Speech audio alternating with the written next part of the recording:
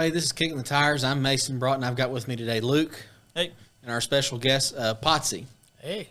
I guess let's start this off with, what do you got? What do I have? Yes. As far as an old car, I've got one. It's an old truck. It's a 48 Chevy pickup. Okay. Tell us a little bit more about it, year, and what all you've done to it. Well, I bought it probably 2 years ago. I guess it's been about that long ago. It was already done. There was a guy down in Kentucky that's what he did for a living. Mm-hmm. Well, on the side, he had a regular job, but he had built quite a few of them. When I went down there to get that one, it was pretty much done, running, driving truck, and it was number 38 of all of them that he had done. And he said he was done and wasn't going to build them anymore. Mm-hmm. And I thought, oh, okay, I got something special. It's this last one. And so I already had my idea in my head. I'm going to go back and I'm going to have pinstriped on it, number 38 or 38 special or something like that, you know. And so anyway, I got it from him and took it back. And then I started doing a few things to it, you know, because, you know, you got to make it your own. Mm-hmm. And as I got to doing a few things to it, I started taking stuff off of it. And then the idea came to me, what am I going to do with all these parts? Well, I just happened to see him on Facebook. And he looked like he was building trucks again. So I called him up and I said, you interested in some of these parts? He said, yeah. So I loaded them up in the back of my other pickup and took them down there to him, sold them to him. So, but it's a small block 350. It's a built 350. I just added air conditioning, EFI, carburetor. I put a $700 R4 in it. It used to have 350 turbo. It sits on an S10 frame. Sits pretty low, kind of a little bit low, too low for me. I'm not into that low. I'd like to get up a little bit higher. Put a new seat in it, put new fenders on it, and a new grill, a lot of new parts like that on it. But you know what the old saying is, don't you? No, not You're a never bit. done with it till somebody else owns it. Oh, there you go. That's true. That's true. What a good question I would have is what got you into the car show scene?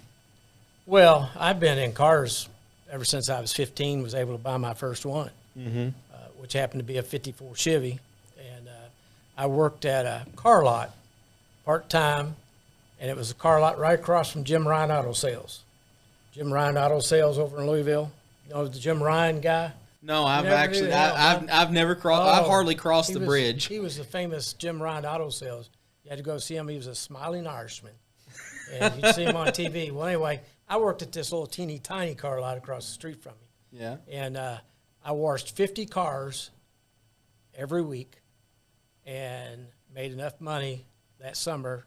I went and bought my first car. It was a 54 Chevy. I paid $125 for it. Man, our generation got something wrong. I know. Well, that's probably a good thing. You would have way too many cars if they're that Yeah. affordable. You can never have enough. Yeah. That's. Spoke like a true addict, yeah. No, you're Back doing then, the same. they seemed like they were cheap. But, buddy, that took all my whole summer worth of earning.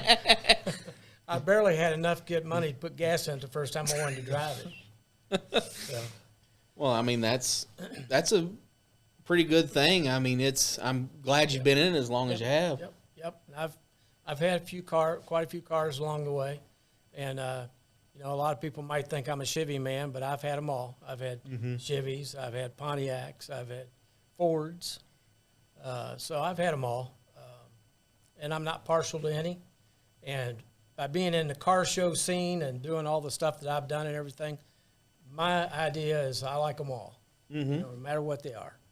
I mean, I even like the new scene with whatever all these people are doing with the lowriders or the ones that are the newer cars and stuff.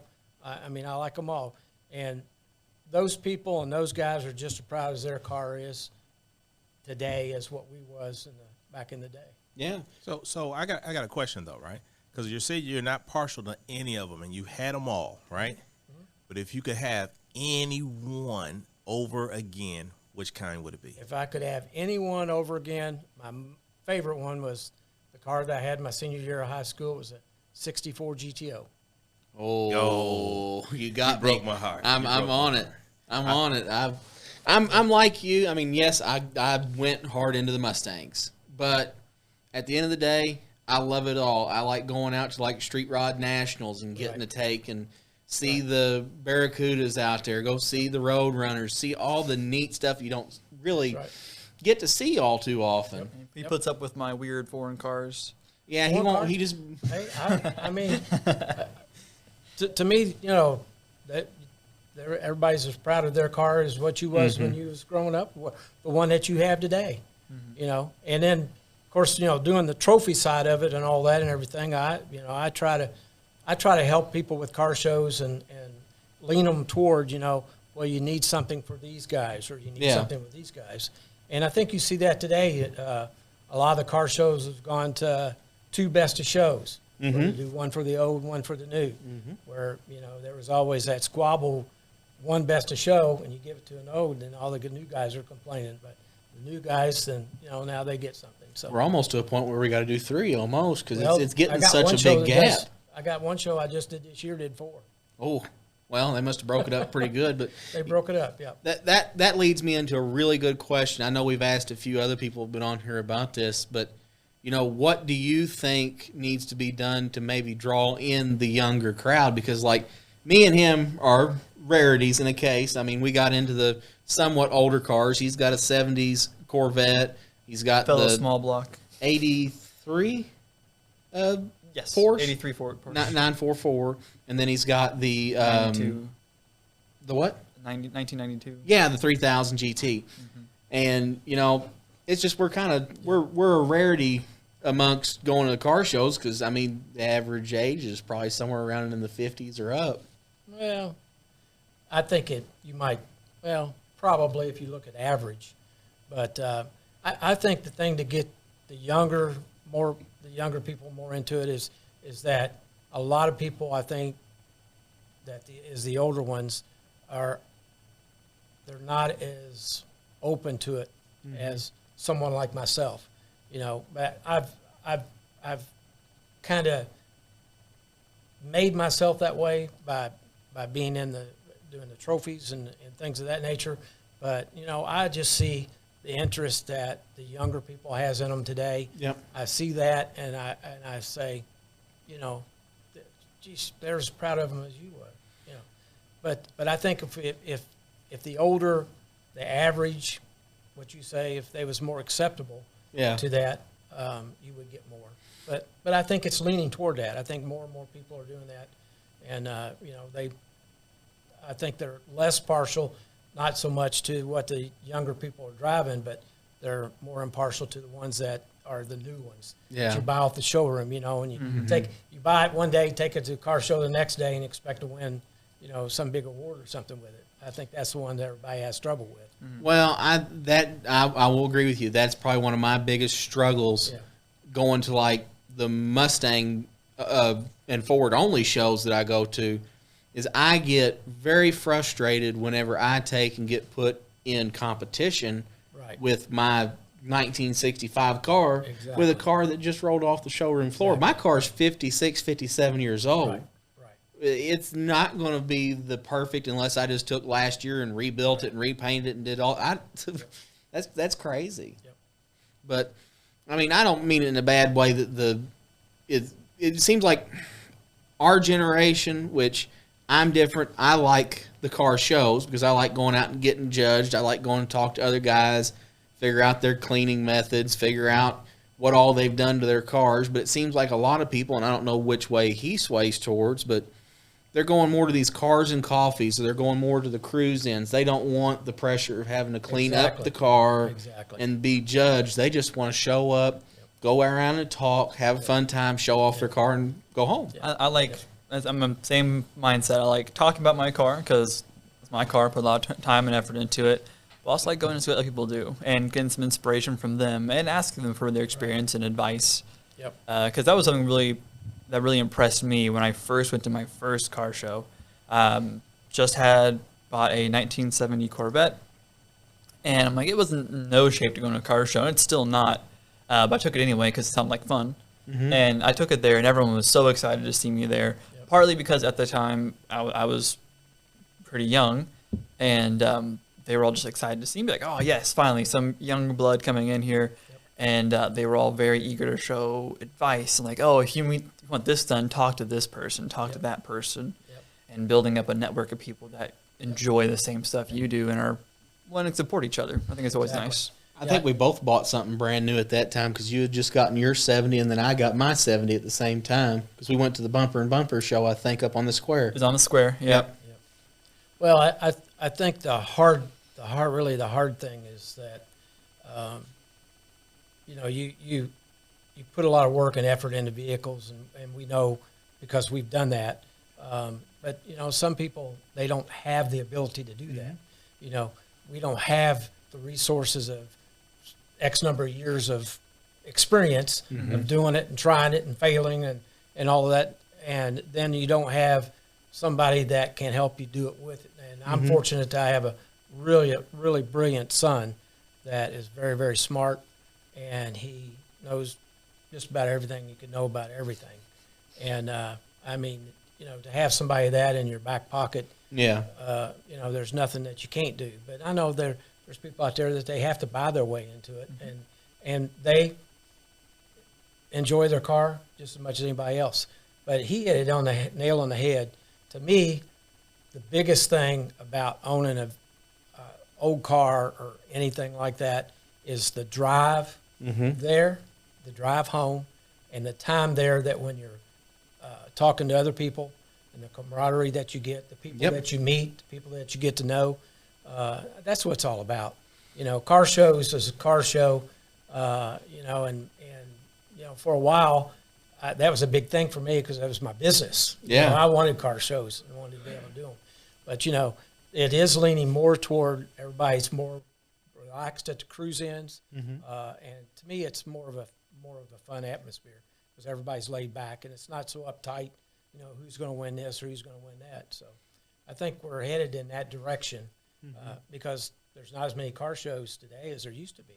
Well, I agree with you wholeheartedly on that is probably the biggest part to me about going to car shows and like going to like the Mustang shows is I can go to people that are more of a wealth of knowledge that, they might think, oh, I've got some basics. But to me, that's the holy grail. That's something I didn't know how to do. Right. And I might have sat there and just like I had my uncle help me take and replace my first set of drum brakes on that little 65 I had. And, he did the School of Hard Knocks version where he'd tell you how to do it once, and then you'd sit there and be like, well, can you help me again? No, I told you once. Should have listened I want to see you do it because if you learn how to do it, you struggle. You bust your knuckles. You get frustrated. You're going to have an appreciation for what you do. And I loved that. And, it's just like that with these guys now at the car shows. You tell them that, oh, I had to go underneath the steering column and have to change my ignition. Well, they might say, well, I've done that before too, but here's an easier way to get to it. And that's the big thing to me about car shows, and that's why I'd recommend them to anybody going into the old stuff. I don't know how that relays into the newer right now because there's not really too many people that are aficionados on it. But I think it's a little different as well because the younger crowd is more likely to, with their friends or by themselves even, and look it up online. And they see someone else do something. And if anything is not like it was whenever that person did it, they get lost, they get confused. So that might be the biggest advantage of a car show to someone who is doing all this stuff themselves, who doesn't have someone to show them how to do it, is getting feedback on what you're doing. You can go watch a YouTube video on how to do it, read through comments, and someone had an issue, like, oh, that could do it. Or you can have some person who's done this 20 times, like, oh yeah, that's the issue. Go do this instead. Come here, look at this. And it's the opposite. Instead of watching someone else, he's watching you and like, okay, you need to do this, and that fixes your problem. So, hope people understand that. It's definitely it's a great thing. I would say probably 50 to 75% of what I've learned over the years has been from other individuals telling me this or telling me that. Say, oh yeah, a moment, And I mean that's I always went to the guys like that's how I found Fall City because I found like guys like Glenn Reese and others that they gave me a lot of helpful tips because, like, whenever I first got into this, I sucked at cleaning a car. I'm not going to lie to you. I mean, only thing I could do was wash it, and I showed up. But, you know, I had guys like Glenn that would tell me to take and do the engine bay, but work on it over a week. Don't take and try to do it all tonight. Let's just pick apart, get it cleaned up, then make sure you keep your stuff changed up, make sure you're checking for leaks. Stuff. All simple stuff that a young guy like me at 17 kind of had a basic understanding of, but it helped having those guys to lead you the correct direction. Right. Yep. Yep. Absolutely. Mm-hmm. Yep. Well, and I try to think where I want to go with this. That's gonna. Yeah, I'm having a trouble. Well, that's the problem. You're trying to think, and I'm not sure you're capable of that. So maybe dial it down a little bit. I think I'm wanting to transition. So you say your son's pretty sharp at this. Mm-hmm. Is he into the show scene the same way you are? Does he does a little different? He was. He's got a '53 Chevy pickup that when we first went and bought. Well, when we first went and bought it, or looked at buying it, he kind of walked around it for a while. He was looking for something. He wanted to get into the car show stuff. You know, I had cars. He was wanting to buy one, and he walked around that car, truck 15 times and couldn't make up his mind. He kept coming over to me and he'd ask me, well, what do you think? And I said, well, I'll tell you one thing. If you don't buy that truck, I'm going to buy it. And he went over and he said, yeah, I'll take it. So he bought it and took it home, and we transitioned it to, he built a 383 stroker motor in the garage by himself and put in it, put a 5-speed in it, and had it for, it was a nice cruiser and everything. And we started going down the Beach Bend Dragway, down there, that Holly Hot Rod Reunion that they have down there in the spring. And we started going down there, and we would go down and camp and go to the drag strip. And in the campgrounds, I guess the big thing was on Friday and Saturday night was burnout contests. So he wanted to do that. So Are these official contests? And then the next thing you know, we were driving down the road one day, and he had just put an EFI carburetor on it. In fact, it's the same carburetor I just put on my truck. And we were riding down the road one day, and we was talking about drag racing, and he said, you know, I really want to do that. And I said, right here, you got a truck. Mm-hmm. So he started drag racing it, as is, the 383 stroker, 5-speed, and then realized he couldn't be competitive. Mm-hmm. So then gradually has changed it to where now it's a 8-second truck, 165 mile an hour, but it's a blown small block 421 running on methanol. Mm-hmm. So he's went a big change. Have you ever done any of it yourself? Done any of the Drag racing? I used to drag race down, drag strip down in Elizabeth down there. But those were the days where, you know, I had the GTO, and I worked at a little gas station. And, you know, during the week I worked at the gas station. And then on Saturday was the big day that a friend of mine would pull our cars in and work on them while we was pumping gas and stuff like that, trying to get it ready for Sunday. And then Sunday morning we'd get up, throw slicks in the back of the trunk, head down there, change tires, race, and hopefully drive back. I wish we still had that culture. Like I said earlier, I know many a times that I broke and had to call Zink and Sons to come pick me up. And finally it got to be a joke that they was reserving a record back for me. They knew I'd be calling them to come and get me. Yeah. Well, I wish that culture was still around, because that would be, I know that like up at the Salem Airstrip, they have some races for amateurs and stuff like that. But I wish it was still the old school. You showed up at the gas station and you shot the crap with everybody, and next thing you know, you're going down to the raceway because you and your buddy got in an argument on who's got the better car. Yeah. Well, you know, and back then, I kind of miss, back then it was a day that they had classes. You were in a class or whatever, but it was whoever got there first won. It didn't matter. There was no time you had to make or nothing or whatever. The only thing that could beat you was red light. Yeah. You know, but it was whoever got to the line first. Yeah. Well, nowadays, you know, it's all this game of numbers. Yeah. Where, you know, you see guys and they're flying down through there, and all of a sudden it's bap, bap, bap, bap, because they're trying to slow down, you know, because they're going too fast and they got to try to beat the guy or whatever. And it's just to me, it's a game, you know. And I liked it in the old days. Yeah. Whoever got to the line first. The old pink slip days. That's it. That's Well, right. it's I never did do safety. that. I couldn't afford to do that. Somebody wanted to run for pink slips. I said no. I want my car too much. So do you have any insights into the more modern view of it? Obviously, you said your son does it. Does he still do it, or are you? Oh yeah, no, he runs a NDRL league. It's a nostalgia drag racing league. Your car has to be so old you can't have any new stuff on it. You know, it's got to be all old school stuff and everything. He runs that league. They run once a month for 6-7 months. Bowling Green, they run at Bowling Green twice. They've been to St. Louis, Norwalk, Indianapolis. Last weekend they was at Martin, Michigan. But it's still broke into classes. Like he runs Pro Gas, and in Pro Gas they've got probably 5 different classes within that, and it's all by time. You know, either 8 is the fastest, 8 second, and an 850 class, a 9 class, a 950, a 10.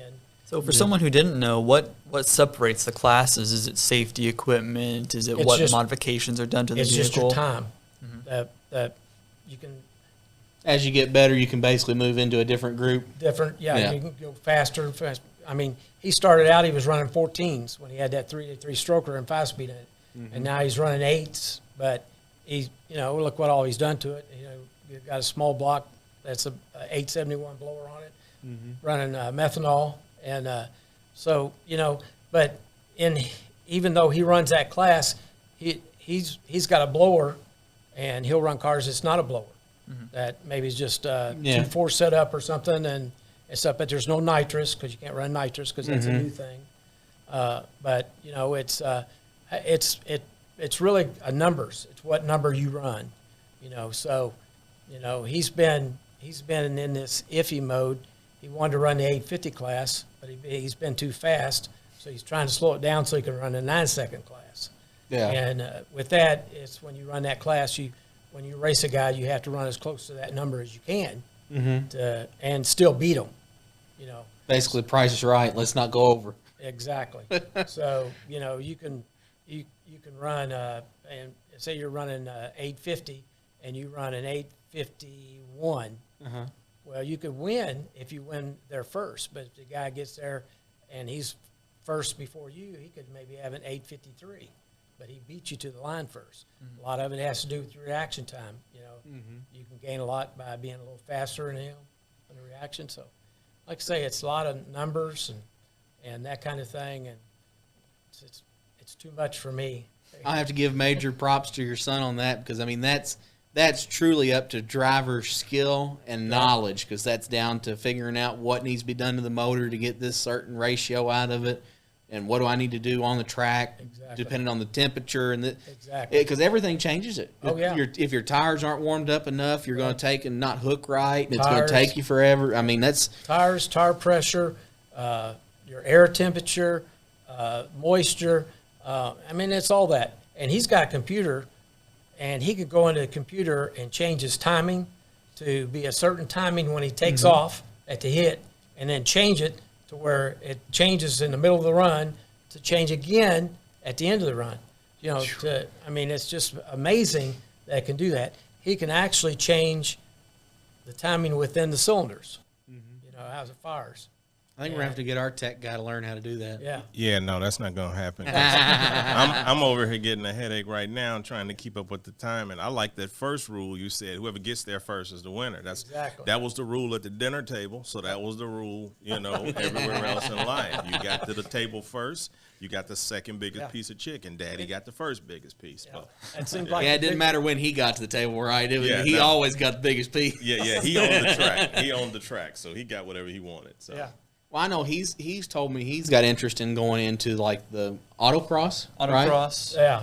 And autocross and time attack, where you're the only one on there at one given time, but it's all time based, like you said. But it's a lot more the driver's skill, and I'm not a big fan of super heavy cars that only go straight. And I do have a massive respect for the ability just to handle those cars, how much power they have, Exactly. and the immediate, you got to take off so quick. But I like the more, I guess, road course-esque races then. Yep. The road course, and some call them Gymkhanas, some call them autocross, but that's been big with the Nationals over there. They have that one over there. We've got a good friend of ours that kind of hangs with the little group that I run around with, which is his Christian Cruisers. Yeah.